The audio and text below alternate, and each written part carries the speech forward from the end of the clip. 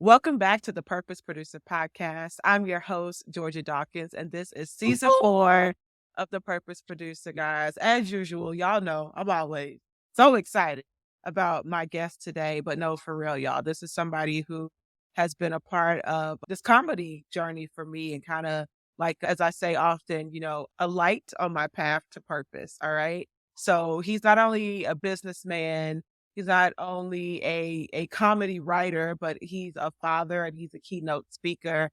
But he's truly an inspiration. Please welcome to the Purpose Producer Podcast, Mr. Aaron Paxton Arnold. Hey. I'm afraid to actually get one of those things that actually does that 'cause I feel like I would just go crazy. Oh yeah, that's Right. me all day. That's me Yeah. all day. Look, I, I'm FAMU'd out today for I you. like Okay. that shit is I felt like it was an appropriate fit. my background is kind of like there's many stuff somewhere as my dad's FAMU adjacent. yeah. Like this is actually my wife and our podcast room, and so we built it like we had a dorm room at FAM, like this is what it would look like. Yeah. Oh wow. Yeah, like you will always know that somebody that went to FAM is a rattler. They'll let you know. Like They'll let you know. even if they don't have any FAMU shit on, it's like, oh yeah, have you been to Tallahassee before? Just throw that shit in randomly. That's all my dad wears now. He is like his everyday wardrobe. I feel like it's the same FAMU jersey. Maybe he has 5 different FAMU jerseys, but I feel like he just wears a uniform, and that's all he wears. Look, I feel like I have a lot of rattlers come on this show, but we don't really talk about how you got to FAMU. Like, how did FAMU become a part of your story?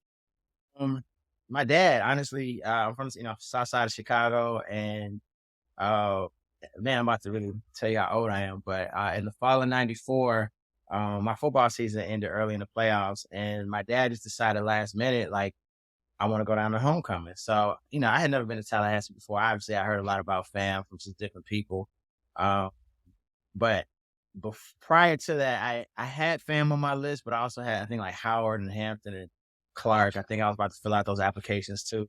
But he took me down in the fall of '94, and it just so happened that FAMU's homecoming was the same weekend, or vice versa, as Florida State's homecoming. And so, like, I just get to Tallahassee, and the energy was just nuts. And it is what it is. But the first thing I noticed, I was like, man, FAMU has some of the most beautiful women I've ever seen ever. Wow, that's what did it for you? And I That's what yeah. got you to go to Oh, the historically Black institution? yeah, I mean, I was 17-year-old boy. Like, actually, no, I was 16. I was about to turn 17. And I mean, like most boys, that's how you make most of your decisions in life. Like, oh, this is the most beautiful. And I was like, I could get an education too. But the other part was my dad, that was the first time I seen my dad march, and they let the alumni band march. And so it just kind of humanized my dad, but mainly the girls. I was like, oh my gosh, this is nuts. So plus it was 8 degrees in November. I was just like, I'm sold. Like, this is it. And I remember going back to my counselor and it was like, tear bottom other applications. I'm going to Tallahassee. Like, it doesn't matter if I don't get accepted or not. I'm moving to Tallahassee. I will work, but I'm leaving Chicago. And the rest is history. My mom was a little disappointed because she wanted me to go to Morehouse, but whatever. Look, my family just wanted me to go to a Black college because I grew up in a Yeah. predominantly white town. Kind of had the opposite problem of you, where they thought that I was gonna go up there, see all these educated Black men driving fancy cars, and fall in love and end up pregnant. And so my auntie was like, "Make sure y'all put her on some birth control. Make sure y'all get her some pills." And I was like, "Are they blind? Do they not know that I'm also looking at the girls at FAM?" Like, Well, the same thing, man. Thank you. And you had look, let me tell you, I mean, they're beautiful Black women everywhere, obviously at HBCUs. The first female I ever saw at FAM, she was gorgeous and she had a gold grill. She was from Dade County, mm, and the other one was from Charleston, South Carolina. And I had never seen that before because in Chicago, generally, if somebody had some kind of silver or gold in their mouth, they were probably like on crack or something like that. It wasn't a good look. And I was like, well, they sold crack. oh, they Come on now. Status. Status. don't disrespect her, right? But yeah, it was just that's what got me to Tallahassee, and I feel like I'm an honorary Florida boy. I always said Chicago raised me, Florida made me, And it was just a beautiful experience. It's still a beautiful experience. I feel like there's the United States of America, then there's the state of Florida. And it was just Then there are the states of Florida, the yeah, states states. within Florida, states by way of Florida. They ain't Right, even right, right, right. yeah. Right. But Yeah. look, let's talk about your joy because you are somebody who is super inspirational, Heck yeah. which is why I invited you to be here today because you've been inspiring me and really holding me accountable to what I say I want to do in comedy. And we Yeah. all know that's very important. It's very Yeah. important to have, people who are supportive, but also sponsors of the craft. But how do you define joy? Like on a scale of 1 to 10, where's your joy today? I said a 10, because I just realized outside of it being sunny at 80 degrees here in Atlanta, I just realized that I woke up literally everybody uh, I love and care about woke up and for the most part is in good health. That's And my first 10. That's the first 10 all yeah, season. yeah, Come on, yeah, y'all. The yeah, black boys out here with the joy. I can't. yeah, it's the It's same thing. beautiful. I mean, in times of my life, if you would have caught me on the wrong day, I might have said I would never go below like a 6 though, because I feel like every day God gives me opportunity to wake up, I can always fix it. And I've had panic attacks. I've been in times when I was depressed, just going through bullshit. But God always gave me the opportunity to wake up in the next day and fix it. So, I feel like I've never had only bad day I've had in my life is if I find out somebody passed, or like I remember when I found out like my dad had leukemia, and that just was just heavy. But and he's still here, doing well, doing his thing, thank God, by the grace of God. So I just have a different filter. I get paid to write and talk for a living. Like, why would I be upset? Why would I Let, be upset?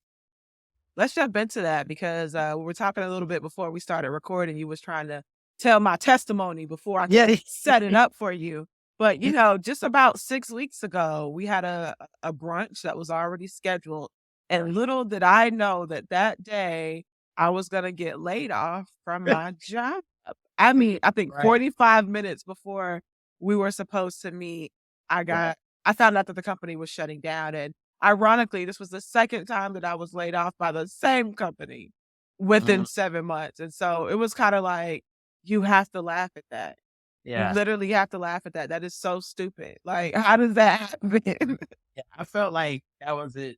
I knew in my heart and soul it was a couple things. One, I thought it was funny at the end because I picked up the tab. You were like, "Are you picking up the tab because I don't have a job anymore?" I was like, "No, like this is what I'm supposed to do." But I just felt like it was that day was a historic day for you. And that is the day that you will always remember. And I'm like, man, God put me in this place to be able to be a part of this. Like I will always be, as you continue to ascend in your journey, in your career, like I'm always going to be a part of, one of the beginnings because he just placed me in that moment. And, I told you, I was like, man, this is the universe and God telling you, don't worry, focus on this comedy thing and just like go balls to the wall and I got you. And you probably might, maybe not, but you may not have ever done it if you still had that job and that kind of comfort, right? Now I was like, fuck it, I'm uncomfortable. And that's how you grow, right? They say when God wants you to grow, God makes you uncomfortable. And so I just knew it. You're supremely talented. You have the hustle behind you. You have a phenomenal story. And I think you're different from just your delivery because you're able to take your whole life and your whole career and mesh it into your writing and your comedy. And I was like, it's time for people to see that. I mean, shit, you just came from Austin for a whole week. You might not have been able to do that if you had still had that job. Yeah, y'all just tuning in. I've done a lot Mhm. since that Yep. conversation. And ironically, you and I were meeting up to talk about comedy writing because I know that you took the Emory comedy writing at Emory a few Yeah. years back. And so I've been checking in with you to see what you were doing with that experience. And you've been busy. You've been super Yeah. busy. I mean, So like let's talk same, about your comedy journey. Yeah, like how'd you get yeah. into it? How'd you get into I writing? mean, man, it's just weird. I don't know, it's weird, God, fate. 2020 was like, it was like a weird year for a lot of people, but it was actually a great year for me because it it forced me, it shut everything down. Like I remember I went into panic mode for like a week and I was like, okay, all right, let me figure this shit out. And I remember my wife telling me, well, let me backtrack. I used to live in my old building. One of my good friends and mentors, Jamie Gideon, who was a writer and creator of Ambitions, which was on OWN, now it's on Stars. And now like he's like this Emmy Award winning writer for like Days of Our Lives, I think. He would just always bring me scripts because he would say, Aaron, I was on radio at the time. He was like, Aaron, I think you'd be good at this. I was just telling him like my life story, and he was like, you can't make this shit up. Uh, and he was like, all the great writers write what they know. So, all right, cool. Thank you, Jamie. I got these scripts, never looked at them. I was just focused on lockdown on getting money, hustling, whatever. And when COVID hit, it's like there was nothing for me to do. And I remember my wife saying, well, shit, you got to do something. Why don't you, take the Emory route? Because that's what Jamie did, and take some classes. So I was like, all right, cool. I was uncomfortable because that was my first time actually being in a classroom, even though it was virtual, as a student since since 2000. And so I was like, goodness, man, what the fuck am I doing? And the That means you class, really wanted it, man. If you're willing to go back to class, like, yeah, but I I don't know was, about you, but it was traumatic for me. I Like the classroom. I didn't know what to expect, but I've always embraced the unknown. The known always scared me. Like I remember my first agency job, and they had my whole career mapped out for the next 5 years, and I looked at it like, this is it. I was like, oh, what? Like, how many VP titles can I have? EVP, senior SVP. I felt like there was more the guy had in store for me. So at that moment, I think I was like 22, 23. I always embraced the unknown because I feel like, at least for me, if God had given me what I wanted or what I thought I wanted early in my life, in my career, I would have cheated myself. Meaning that there was so much more in store that I didn't even see that God had planned for me. And so that was the same thing with this class, and how really the classes that I was trying to get weren't available. And there was this one class that was available, and it was the humor and comedy writing class. And I was like, that's not the class I wanted. But Michelle was like, my wife was like, nigga, you better do something. And so I took the class, and I just fell in love with it. I was good at it. My teacher was Michael, was phenomenal. And I was like, this is what I want to do for the rest of my life. At the time I was 42, about to be 43. And I was like, this is what I want to do for the rest of my life. Ironically, I've been a writer my whole life because I was a journalist and a journalism major. So everything kind of just tied in. And so what I've been able to do with comedy writing is basically kind of like what you're doing. I've been able to take all of my experiences professionally and personally and mesh them together and start building a brand and creating a product. And, I look at everything different now. Like I look at television different. Like I look at what you do, being able to get up on stage and deliver jokes and tell a story at the same time. I'm a fucking good writer, and I know how to talk, and I could not do that. And so I have such a huge respect for the nuance of television writings, but specifically comedy. I think comedy is, in my opinion, it's the most beautiful art form because it's like feeding a baby vegetables, but most babies don't like vegetables, so you put it in the applesauce. Like we as comedians or comedy writers, like we're the applesauce. Like so, we still get to hit issues and talk about whatever, but we still have the applesauce because at the end of the day, everybody wants to laugh and smile. It's definitely an amazing tool, especially when you talk about navigating the different, you know, chapters of life, those difficult Right. chapters, finding something to laugh at a time where, in my case, I was just laid off, but I was like finding a way to laugh through that. But it was Right. also like so hopeful Mhm. because of what I've seen comedy like open up, not just within me, but Mhm. within other people. So what has comedy writing unlocked within you? Oh goodness. More ignorance. That's for sure. Like I when I was on air, like my whole brain, and I didn't even know this. Again, this is how like God prepares you for stuff. Like when I was on radio, like, I was literally developing on the morning show in particular. I was developing my voice because I was basically kind of the little brother on the show. There was already a comedian on the show who was an established comedian. So I got to basically mix intelligence with ignorance. That's one of the reasons why I love going to Fan because Fan was just about, look, come one, come all. Like we believe in everybody, make it happen. It wasn't like, oh, your parents are the such and such from such and such, so this is why you're here. Not to knock the other HBCUs, but I feel like FAM is the least pretentious HBCU out there, in my opinion. but obviously I'm biased. So yeah, I got to take that ignorance and intelligence, that's which is me every day. I think I'm very intelligent, but most of the time I'm ignorant. And I get to put that into my writing. And it's fun. It's fun, like, even with the short film that we just did that I wrote and executive produced and even acted in, like Humble brag, bro. I was gonna give it to you. I, I was gonna gas you up, y'all. He done already slid it in there. well, Come I, on, well, executive producer well, I did 'cause I paid for it. and star. Yes. Shout out to the other investors though, but it just goes back to what we talked about. Like, I like nice shit, but I'm very frugal, and I should like actually gonna spend all this fucking money.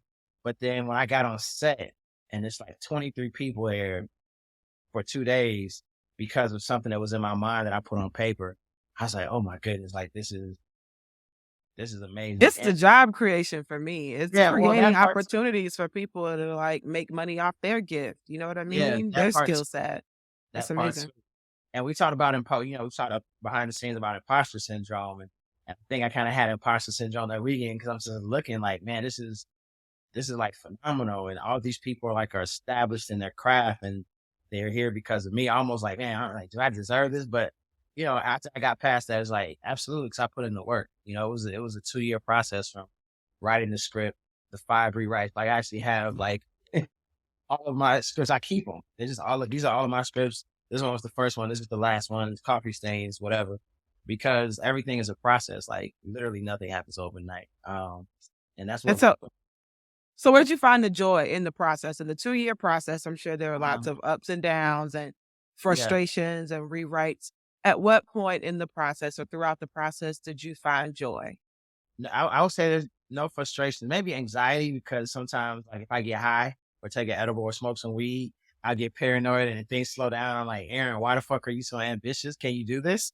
But outside of that, no, there's been joy every step of the way because every day I'm learning. Like, I believe I'm really good at this, but That's I'm good. There's still been new. joy every And step of so I'm learning, and I'm constantly talking to people, like learning their process. Even my director for my film, he was my mentee. Now he became my mentor.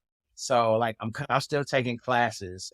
Uh, I'm still like taking people to dinner just to, like, just pick their brain and just learn more about the process, and understanding like what works, what doesn't work, et cetera, et cetera. So I believe that I will never, I think there will always be joy in this process because I think this is the one thing that you can't conquer. Even the Chris Rocks and Dave Chappelle's of the world, like they, s- they still can't conquer. They can be the best, but it's always something more for them to do, create, or learn. And I right, think right. that's in my 22-year career, I finally found the one thing that brings me joy every day that doesn't bore me. And I think so I gotta it's agree with that. Yeah. I don't think I get bored either because there's always like once you write a joke, you can always rewrite it and find a different way into it or a different yeah, way out of it or something to right, surprise them in the middle. Like right, the process continues. right, absolutely. And plus, like, I have a notebook with like 100 jokes that I've written down, just jokes, just funny shit I think is funny, scenarios, and it all comes from just day to day stuff. So, like, as long as you live and wake up every morning, there's always going to be something new to write about, to think Yeah. about, talk about, and like that's the beautiful thing about this, and I'm in love with it. I think there's a certain level of naivety, if I said the word correctly, or just being naive, which is good because I have no idea what's next per se. I do, but I don't. And that's kind of the fun part about it. And I'm just kind of naive, and the world, eyes wide open, and just, I believe that I can accomplish what I want to. I think this is the part where it's like fun to be a student again. Like Absolutely. for me, I'm watching stand up completely differently. I'm also watching people I wouldn't typically watch because, Mhm. the thing I look for is not only, how good a writer they are, but how much of their presence are they able to bring to the stage? Like how much of you are you bringing? Because that's what we love about people, right? That's what we love about the greats is that's so Dave. That's so Chris. That's Right. so them. So I'm definitely loving that part about the Right. process. But before comedy, you were a businessman, right? You were music is my business. That's how I met you. Okay. Y'all, Yeah. Aaron came and spoke to my class when I was a student at FAMU. And That's crazy. I've been following him ever since. Ever since. Yeah, I've had this like really weird, unorthodox career. I mean, even now I have a new company, Vintage 1977 Productions. So it's my production film company. And it's just like for me, being a businessman or entrepreneur is for me it equates to happiness and freedom. Like I mean, I'll be honest with you, like I got arrested in my senior year of high school. I was sitting in jail, like, yo, this shit's because like freedom was gone. Like I couldn't do shit but whatever I was told to do while I was sitting in jail. And I was like, never again. I remember saying to myself, I'll never have another regret ever. I'm like, and that's just how I move. Like I refuse to have regrets. Like I didn't mind failing, but as long as I failed because I did it the way I thought I was supposed to do it, I think the worst things anybody can do is succeed based off of somebody else's vision because now you have to stay on somebody else's time, vision, course, and you kind of lose yourself within that. And then when you try to go back to being yourself, people are like, "Oh, we don't fuck with you because like who is this new person?" When that's been the old you the whole time. So, Mhm. um, yeah, I just yeah, I've worked in the music business, PR and radio. Speaking. I've had like 3 or 4 careers. I started over 3 or 4 times since I graduated from college, and which people tell you not to do. But I've always chased happiness. Like, I've had money or enough money for me where I didn't need shit, and still I was miserable. So I was like, wait a minute, that can't be. College is all about get money, right? Get a degree, get money, and I was like, well, shit, money is not making me happy, not money alone. So I mean, purpose producer. I mean, everything is about, in my opinion, walking in your purpose. And one thing, and I've told you this before, I was good at what I did and everything I did, but just because you're good at what you do doesn't mean you're walking in your purpose. And so now I'm finally in a situation where I know I'm walking in my purpose, personally and professionally, because everything I do is intentional. It took me till I got to 42, 41 or 42 to realize the power of being intentional. Um, I love to hustle. I've been blessed to have some success, but I did it because I could do it. Because it was intentional, it was my purpose. I just did it because I fell into the trap of people saying, "Hey, this is what you should do." Okay, cool. Um, and then you'll get to a certain point, you start having success, and like, man, this is not me. Or you're in a situation where you feel like you're about to have to sell your soul, and it's like, yeah, this just it's like I see and understand how, unfortunately, people commit suicide that are rich, that have money, that have technically on paper every material item that people say is the American dream, because the foundation and the substance it's not supported with purpose or happiness. And so now I'm in a situation where personally and professionally, it took 20 some years for me for that to come together. Sometimes people find it right away. Sometimes people maybe never find it. I think the people that never find it are afraid to walk away from the shit that is sustaining them, you know? In the starting over, who inspired you? Who was your Aaron? Who said, "Hey, you got And this. All right, here I can see it for you." Who was that for you? which time? I mean, it just depends. I mean, obviously, there's always been people like Mr. Combs, the famous person. But my mom, my dad, my wife, you, Rashawn Ali. I mean, some of my live brothers, like they're just, people that are just really dope people. Um, that I've seen that just really, my kids, like you just really want to be the best. Like I just never, ever since 4th grade, 6th grade, I've never wanted to be average. I never wanted to feel average. I hated the feeling of being average. Like to me, that sucks. And there's nothing wrong with being average, but I just can't be average. Like I just can't. So that's like what drives me. I don't even have to be inspired by anything. I just, I don't ever, I've been very blessed and favored in my life. And I never want anybody to say, or I never want to say that I didn't reach my potential. Like that scares me. That scared me, so is waking up every day, taking these risks, taking these chances, because the only way to really reach my potential, consistently is to, you have to give up a lot or give up a little to get a lot.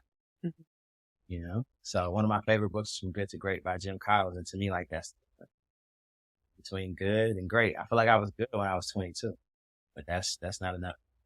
successful people always got to tell you what they're reading. They always got a humble brag. Like I read a No, little bit. I read that shit 2005 though. I don't think I've read a book since really. But it was just matter of fact, it was sitting on Mr. Combs' desk and I just opened it He up. keeps saying Mr. Combs, y'all, but he mean Diddy, P Of course. Diddy, Puff Yeah. Daddy, but he's Mr. Combs. When he's the chairman, he's Mr. Combs. Okay. Yeah. It was about just for me, showing him respect as this young black man.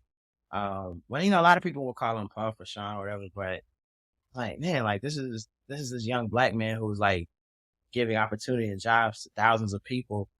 Intentionally, I want to make sure that I give him the respect that's warranted that you would give those white men and those white executives, what have you. So I'm just very intentional when I do that. It's like it's Mr. Combs, always been Mr. Combs, and I just keep it. Look, that's beautiful. I know one thing that you are very proud of is Mm. your marriage. And so I'm Yeah, wondering, how has finding a purpose partner, how has that impacted your life and your career? man, it's changed the game for me. A lot of growth on my part. It took, third time's a charm for me. It always has been. But like my wife has been my best friend since 1998. Dated in college, but I had to cross, so the streets were calling. But and, just over the years, like we were in positions where we could have gotten together earlier, and I just messed it up. I was just on something completely different. And, that's why I said 2020 for me was just like an amazing year because everything slowed down. And, I think, my last divorce, like, was just really nasty and it humbled me in a way where I needed to be humbled. I still think it was some BS. I shouldn't have had to go through that. But with that being said, you go through things to prepare you for what's next, right?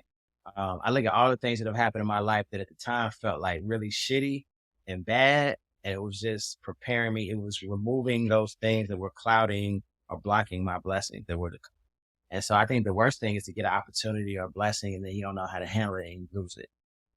So, this time around when my wife came into my life, I knew right away. I remember calling my mom, like, Mom, I want to marry Michelle. And mom was like, why? And I told her and she's like, okay. And that was the first time I ever been intentional about anything in my life, Wow. anything personal. And so, we just went from there and I don't, if Michelle is like outside of my mom, she's the only woman that is, and like my cousin, but she's the only woman that has ever protected me. And it shows because of that energy, uh, like I'm just a completely different person, how I think, how I move, and it's reflective in my professional life. Like there's a direct correlation. Like it's not by accident that she came into my life in 2020 and all these other things started happening in 2020.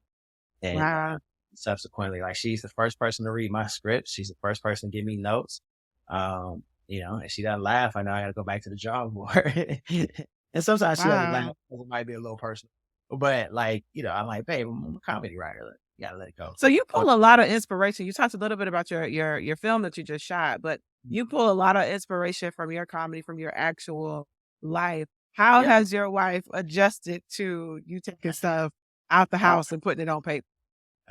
She hates it. I mean, that's partially what my short film is about. It's called I Am a Goddamn Comedy Writer. And it literally just came from something that happened in the kitchen about 2 years ago. And the light bulb came on. I was like, oh, I'm gonna write about this shit because this shit is funny. And it's about a delusional comedy writer who is talented, but just in some respects believes he has to be a certain way in order to really be successful and be funny in his business. So there's some hyperbole to it, but then there's a lot of real shit to it. And this is still, even though it's fun, I have no qualms about it. It's still a very uncomfortable journey. I have days where I'm like, man, I'm really good at this shit. And I have days where I'm like, damn, I suck. I watch White Girls again, or just like a Curb Your Enthusiasm or episode of Martin. And you just, to your point, like you look at everything different now. So I really start to break down the beats in the show and like the writing and so forth. I'm like, I don't think people understand how challenging, how difficult, and how talented you have to be to write a 30-minute sitcom, whether it's funny or not, and let alone make people laugh. But you take real life situations and make them funny. And that's what I think both of us we get to do, and that's the fun part about it. And so yeah, my wife and my son, like they're, definitely like my greatest inspirations right now, day to day. There's always something that happens. I'm like, okay, all right, cool. So I was just very thankful for that. But people keep asking me how I'm doing. I'm like, I'm just very thankful for this season, and hopefully this season lasts a very long time. Look, I just want to say, one, thank you for being on the show, but also like thank you for supporting me because even after that brunch that we talked about, y'all, we did the brunch, but Yeah, he's called me every week since then. yeah, Just to make sure that I'm doing what I said I was gonna do. And so one of the things we talked about at brunch was me producing a comedy show. And that show is happening, a month from this interview. Like, thank you for, being somebody who I don't talk to every day. Like you expect the people who you talk to and who you tell your dreams all the time to right, support you. Sometimes they right. don't, but you expect them to. You don't Yeah, expect somebody who you haven't seen in a couple of years, you only been double tapping on social media to yeah. be like gung ho and like more excited than you are because you were way more excited than I was. Yeah, I mean, well, one, thank you for those words, but your reputation is always preceding you. Like, you've done a lot of good shit in this world, professionally, and you've helped a lot of good people. So I think, people have seen that. If you're paying attention, you understand who you are. I've been in meetings and conversations and your name came up because you're talented. You're good at what you do and you're a good person. So that's first and foremost. And then, I've watched, especially since I've been on this comedy journey, like I just pay attention to other people that are in the space. And so I just pay attention to the shit you do. And I'm like, damn, okay, okay, okay. And then like I start really paying like, oh, that shit is funny. Like that shit is funny. Like, oh, that shit is funny. She's really embracing who she is, her story. She's unapologetic about it and telling it. I was like, okay, all right, all right, all right. So then my mind starts like, oh, there's definitely gonna be synergy. But in order for me to be successful, I gotta stay on her to make sure she understands how dope she is because that's how you grow. Like you're only gonna be as successful as the people that you grow with. So I'm like, man, I need her to goddamn do her thing because that inspires me. And we just keep going, we just keep going, we just keep going. And like, we talked about it earlier. It's like how, the Adam Sandlers and the Vince Bonds of the world, they just put their people on and they Yeah, they all do. right direct together. It's just amazing to see. Chris So Rock and Wanda it's Sykes, my like there's yeah, certain comedy duos, yeah, that you can yeah. expect them to work together. Absolutely. Absolutely. So, I just think you're brilliant. I Thank you, know brother. you I don't think you're brilliant. I know you're brilliant. And on top of that, like the hustle and the drive that you have is there and you're fearless. And that's the thing. It's like, man, like I literally speak. I've spoken in front of like, I think the largest crowd I spoke in front of like 3,000 people, keynote speech. Easy. Alright, right, nice flex, nice Yeah. flex, yeah, flex. I'm telling you, but man, getting on that stage and having to deliberately make motherfuckers laugh that have paid to come see you, that maybe sober, they had a fucked up day, and and in some respects they looking for you to fail just because they angry, and then you get out on stage and make these niggas laugh. Oh boy, that is a phenomenal skill set. And I think people in this world are afraid to acknowledge what they can't do or what they're not good. Everybody wants to say, "Oh, I can do that." Nah, look, I can't do that shit. I don't want to do that shit because I can't do that shit. So It's I'm hard. okay. I can't believe I'm still doing this shit. Like it's been 3 years and I just keep getting on the Yeah, stage and I'm like, "This is crazy as hell," you know? because They God, might clap, you. might Yes. not clap. Yeah, I'm seeing that now. I mean, it's as much therapy for me as it is for other people, but, yeah, man, it's a healing art. It's a healing art yeah, form. yeah. I mean, I'm glad you touched on that because this is like writing and everything that's happened. This has been very therapeutic, like very therapeutic. I mean, we're journalists by trade, so I still can't believe like. And so the other thing too, that you talk about inspiration. Jamie, who I referenced earlier, like I remember he sent me the Hangover script. So I'm looking at the script like, oh, this is 90 pages or 120 pages. I'm like, damn, because of these pages, we got that. So then I'm watching the movie and look with the script next to me, and I'm like, oh shit, like basically verbatim. And I would say it's not that easy, but it is that simple. I was like, somebody had a vision for a fucking movie. They wrote that shit down. pitched it to whoever they pitched it, and it just went from there. Like Eddie Murphy said in the interview, like, hey, believe in yourself, this should have worked. Like they got Sharknado.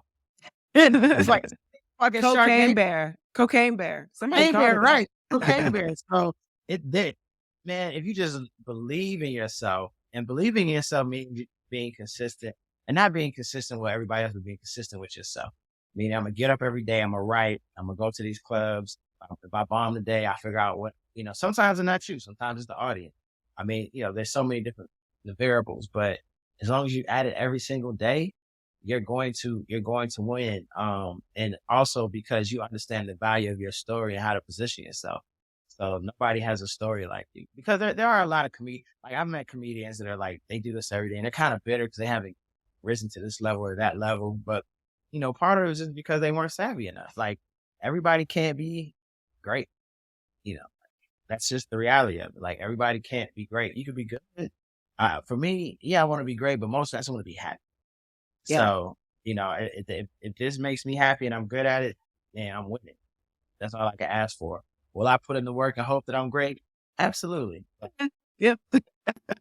Absolutely. But I can't say I'll be great. That's what other people are kind of determined. But, and then you also have to be, I got to 41, 42 to feel comfortable with who I am, like literally all the way around spiritually, emotionally, and so forth. So if my son is good, then my daughter's good, and most importantly, my wife is good, I'm good. Mom and dad still here. People I love and care about. I'm good. I'm literally good. Look, just to bring it full circle, send your children to an HBCU, y'all, because like a lot of this networking stuff, the foundation of networking for me, I would say, one I got from the Black, but also from my Black college, okay, and being at FAMU, because they'll tell you when you're not great, but they will also commit to helping you get there. You know what I'm saying? So even for this relationship to come back around 15 years later, like it's really amazing because we're not the same people we were then. But, Yeah. Because we stayed in touch, Right. we've been able to develop this relationship. Right. Absolutely. Absolutely. Nah, hands down. I totally agree. Like it's, but again, it's just like you said, I spoke in 2008. Honestly, I don't remember. I remember, but I don't remember. Yeah. You were different then. Yeah. I mean, shit, goodness. I was kind of hitting like a peak in my journey, and I was definitely feeling myself for sure. And I was a wild boy. Oh, guys, I was a wild boy. I was a wild boy. That's all I say. I think oftentimes who you are is who you surround yourself with too. And I had just gotten caught up, and this is totally on me. Nobody's, but I was in the music industry. I was in Atlanta, so I was taking on that kind of moniker and energy before, and then thank God I caught myself. Because that wasn't who I was, and I felt like I was perpetuating the stereotype. And I have friends that are doing extremely well in the music business that I've known for a while. But for me personally, I had a mentor that told me, he was like, Aaron, right now you're not walking in your purpose, and God is gonna come to you. And when God comes to you and you find your purpose, don't be afraid of it, because it's not gonna look the way you thought it would look. I'm like, what the fuck's this nigga talking about? Like, That's crazy. It's true pedigree. And I remember I was in my living room in my old house, and I'll never forget that. It was like 10 p.m., 11 p.m. at night. And like 2 years later, I was like, this is what it is, and that led me down the road to starting over again, walking away from the music space. I went back to New York for 5 months. Roy Wood Jr., who was a rattler, our friend, got me an opportunity. Friend to the show. What's up, Roy? Show, my nigga. And, radio changed my life. Like everything is a process, right? If it's not for me being on radio, I'm not doing this. Radio helped me to develop my voice. Like, I don't think people would be like, oh, George, I can get up there and tell a joke. Maybe you can, but can you do it 5 to 15 minutes consistently and make motherfuckers laugh? Or people will be like, Aaron, like, man, I can get on the radio and talk. I'm like, you probably can, but can you do that shit within 3 minutes? Hit your marks, interact with everybody else, and do what you got to do. If you can do that shit, then cool. So obviously I wrote my scripts. Like I wrote, and there was a drastic difference between what I produced on air and even the comedian that was on air with me. He was talented, but he improvised everything. And which meant that there was no preparation coming in every day. And that was the difference between him and Roy. So he was good, but he wasn't great. Roy was great because Roy is a trained journalist. Roy is funny, but he prepares as a producer and journalism. Like, you understand that. So everything to me still goes back to preparation. Talent alone will only get you so far. It's the motherfuckers that's less talented, but they just prepare and put in the work. Look, you talked about who you surround yourself with and how much of an impact that has on your life. You talked about who you were around then that kind of led you on a different path. Who are your 5 people now that are in place for your success? Man, I have a lot of people. I said 5. Don't you go 5? rounding up. All right, dude. I don't know. White kid. I mean, it's unfair because I can't leave everybody else out, but it's just I didn't ask you to do a MySpace top 8. no, I don't. Dang, he was sweating. I missed that shit. Like, you take gonna cut. your top 8. You say they got your top 8, motherfuckers text you like, damn, bro, like, what happened? Like, we beefing? I'm like, nah, man. I just want to do something different this time. I had a top 16 because I didn't know how to say no.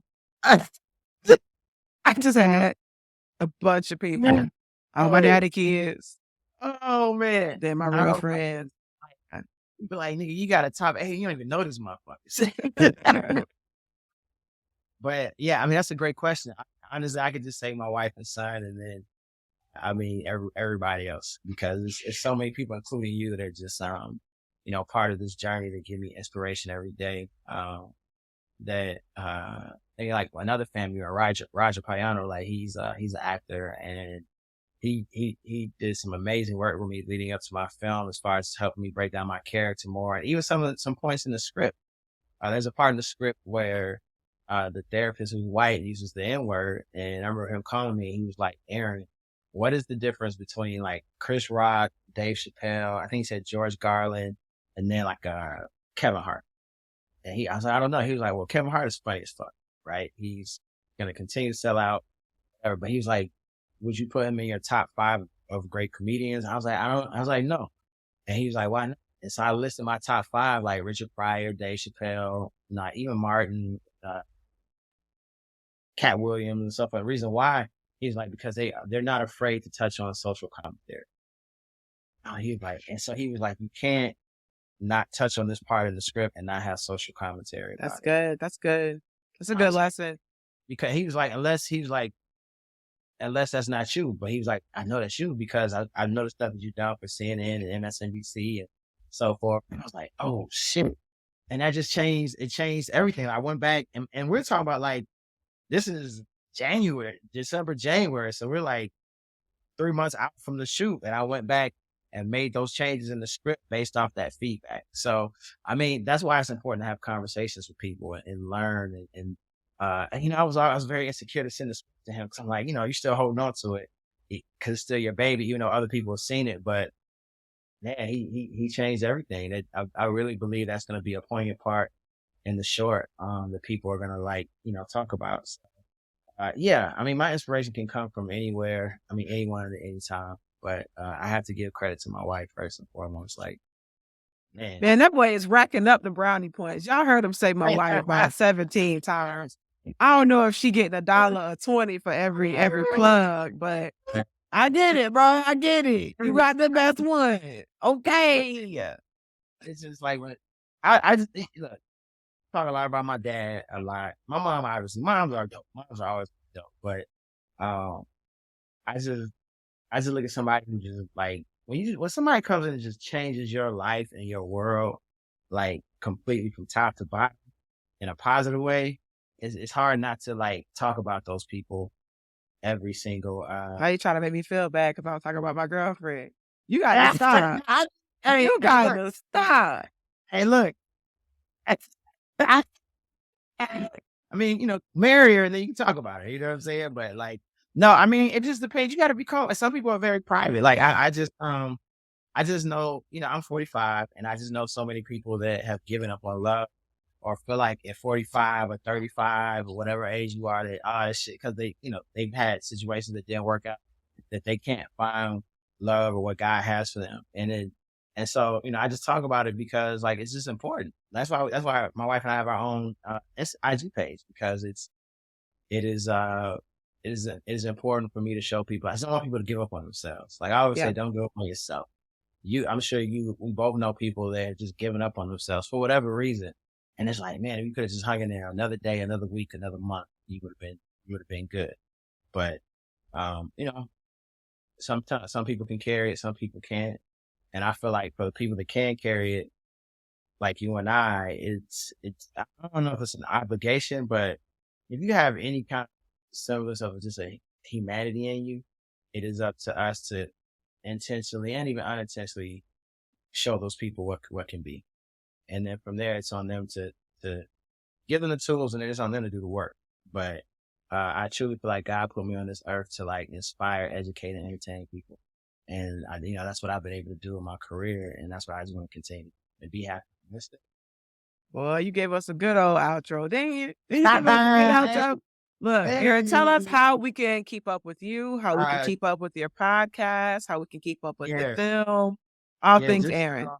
Just Aaron Paxton Arnold. That's my IG, it's my LinkedIn. I don't even really rock through Twitter too much, but this is I am Aaron Paxton. But Facebook, Aaron Paxton Arnold for the people that do Facebook. AaronPaxtonArnold.com. It's just very simple. There's importance in, like I just started using my middle name like consistently until I got on air. And Facebook, I searched, I say I Googled, but I got on Facebook and I searched Aaron Arnold, and there's a bunch of white dudes that popped up like hundreds. I'm like, what? And so I remember calling like my program directors, like, look, I gotta change, I gotta use my full name. And my program director was like, well, that's gonna cut into your time on air. I was like, well, I'll figure it out. Like, and people don't understand, I've never done it. Like, seconds matter. Like, seconds literally matter. But I was like, I'll figure it out. And I figured it out. But I was like, I need you to say, when I get introduced, you have to say Aaron Paxton. You have to say Aaron Paxton. Like, that is so important. And it worked. So, here we are. Y'all heard the man. His name is Aaron Paxton Arnold. All right. Y'all follow him. Aaron, brother, thank you so much for being on the Thank you Purpose so much. Producer. Appreciate I you. love you so much. The best is yet to come. Absolutely. I appreciate you. Have a great day.